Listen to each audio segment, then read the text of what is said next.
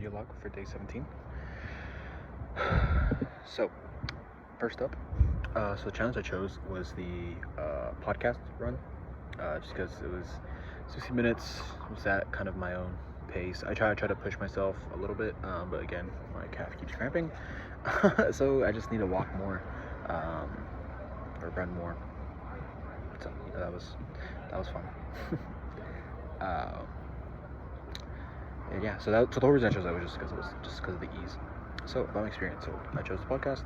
The title, I think it was the effects of alcohol on your brain and body. It was published years ago. It's on Spotify. It's by Andrew Huberman, very famous neurologist. You probably heard some of his work. He's a professor of neurology, of neuroscience and ophthalmology at Stanford. So kind of reputable. I'll post a picture of it. But 3 Potatoes podcast, I took notes on this on my phone while I was running. So repeated alcohol consumption increases synapses in the habit-forming area of the region, habit-forming region of the brain, making alcohol consumption easier. So it just creates more connections to make, because you think about when you first ingested alcohol for the very first time. It was kind of difficult. Not difficult, but it was tough to swallow. So it just makes it more pleasurable to the body to, I guess, consume alcohol. Kind of like what doesn't kill you make you stronger kind of thing. Secondly, is that alcohol causes hormone imbalance, which can cause estrogen in men to go up through the aromatization of testosterone into estrogen, because alcohol increases the aromatase enzyme. It causes estrogen to go up in whoever consumes it, so that goes for women too, which can also cause issues. And thirdly, alcohol is bad, just across the board. Even the claim that red wine has, I forget which exactly molecule it's called, but people claim that a glass of red wine is good for the heart.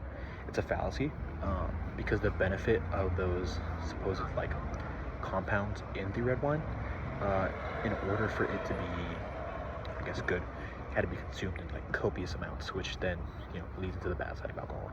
Also, I'm recording this outside of Gregory Gym at 11, so it's kind of busy. But yeah, so yeah, 10 years. Let me see. Hopefully, I get into med school by then. So hopefully in 10 years, I hope to be a plastic surgeon resident, doing decently well. Yeah, hopefully starting a family. I'll see.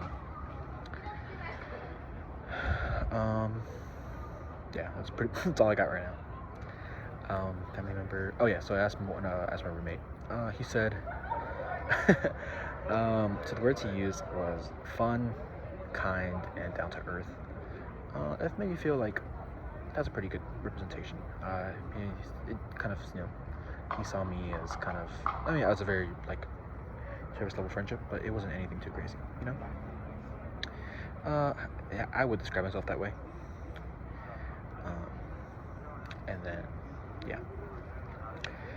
So, yeah, I would describe myself that way just because it's an easy way to describe myself. And it's just, I don't know, that's just how it is. I'm trying to think of why, but it's coming to mind. But I don't know, I just feel like that's very accurate. I feel like that's just kind of who I am as a person. Yeah.